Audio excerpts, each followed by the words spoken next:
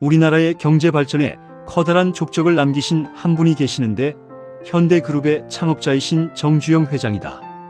그는 초등학교밖에 나오지 못하였지만 대단한 믿음과 추진력으로 인류학교를 졸업하고 박사학위를 가진 사람들도 상상치 못하는 일을 성취하곤 하였다.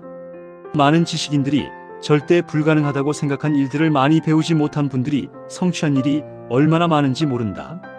아마도 많이 배운 사람들은 그 방면에서 많이 알고 있기 때문에 저들이 배운 이론상 한계를 알고 있기 때문일 것이며, 정주영 회장은 그 불가능한 한계를 모르기 때문에 할 수 있다는 일념으로 밀어붙인 결과가 아닐까 싶다.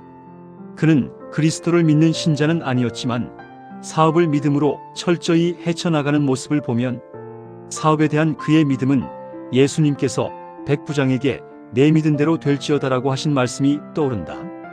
아마도 그분은 우리가 하나님을 믿는 믿음보다 더 큰 믿음을 가졌었지 않나 싶다. 그분이 부하에게 가장 싫어하는 것이 해보지도 않고 안 된다고 하는 말이다. 그래서 해보기나 했어? 라고 하는 유명한 말을 남겼다. 그리고 직원들이 최선을 다하지 않고 대충 일하는 것을 무척이나 싫어했다는 것이다. 물론 일을 시키는 입장에서는 모두가 그렇게 여기겠지만 특히 그는 일을 적당히 하는 것을 아주 싫어했다는 것이다. 우리 하나님께서도 당신을 따르고자 하는 사람들에게도 그러한 주문을 하신다.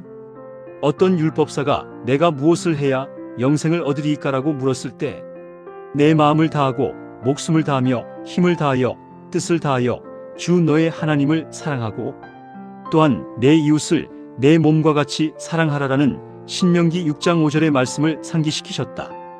영생의 조건은 영혼불변이다. 여기에 특히 똑같이 강조하시는 부분이 있는데 그것은 다하여라는 말씀이다. 정주영 회장이 직원들이 최선을 다하지 않고 대충 일하는 것을 싫어하였던 것처럼 예수님께서도 영생을 얻기 위하여 당신을 따르는 사람들이 믿음에 최선을 다하지 않고도 하늘에 들어가려는 사람들을 경계하신 것이다.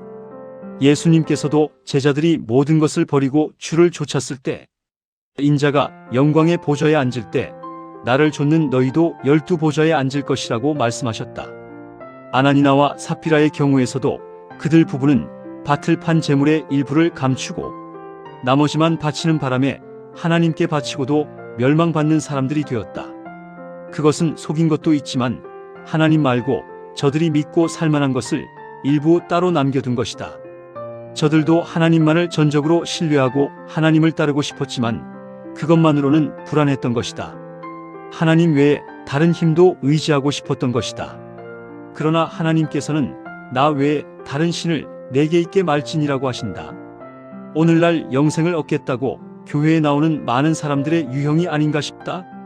교회에 나와서 하나님을 믿고는 싶지만 마음과 목숨과 힘과 뜻을 다하여 믿기는 어렵고 또 다른 믿을 만한 것을 남겨두고 싶은 현상이다. 어쩌면 우리는 하나님을 믿는다고 하면서 믿음으로 다하지 않고 있으면서도 그것과 상관없이 도 하늘에 갈 수 있다는 착각에 취해 있는지도 모른다. 만약 그 바람이 성취될 수 있다면 아나니아와 삽비라를 직결 심판하신 하나님께서는 저들에게 사과하셔야 할 것이며 죽은 목숨도 다시 살려줘야 할 것이다. 어쩌면 저들이나 오늘날 하나님을 믿고자 하는 우리들은 마치 도랑물에 빠진 황금덩이를 어떻게 하면 손에 물을 묻히지 않고 건질 수 있을까 하고 물가에 쭈그리고 앉아서 궁리하는 사람과 같은 것이 아닐지 모르겠다. 베드로가 삽비라에게 물은 것처럼 예수님께서 오늘 우리에게 이것뿐이냐라고 물으실 때 우리는 어떻게 대답할 수 있을까?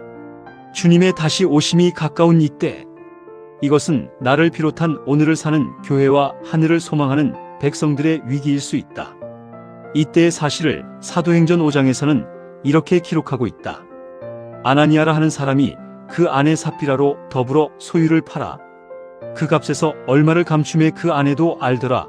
얼마를 가져다가 사도들의 발 앞에 두니 베드로가 가로되 아나니아야 어찌하여 사단이 내 마음에 가득하여 내가 성령을 속이고 땅값 얼마를 감추었느냐. 땅이 그대로 있을 때에는 내 땅이 아니며 판 후에도 내 임의로 할 수가 없더냐. 어찌하여 이 일을 내 마음에 두었느냐.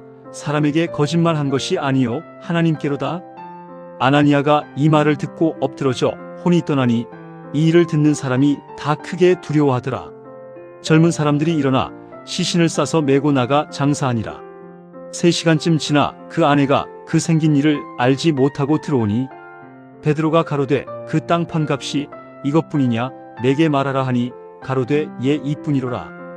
또 한 분의 영감적인 저술가는 이렇게 쓰고 있다. 어떤 사람도 중립적 위치에 설 수 없다. 하나님도 사랑하지 않고 의의 원수도 섬기지 않는 중간 계층은 없다. 그리스도께서는 당신의 인간 대리자들 안에 거하셔서 그들의 재능을 통해 일하시고 그들의 힘을 통해 활동하셔야 한다.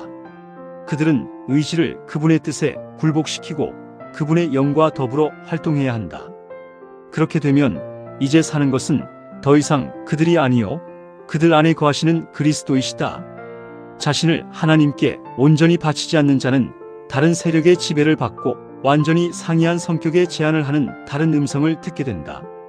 반만인 봉사를 하게 될 때 인간 대리자는 흑암의 군대의 훌륭한 동맹자로서 원수의 편에 설 수밖에 없다.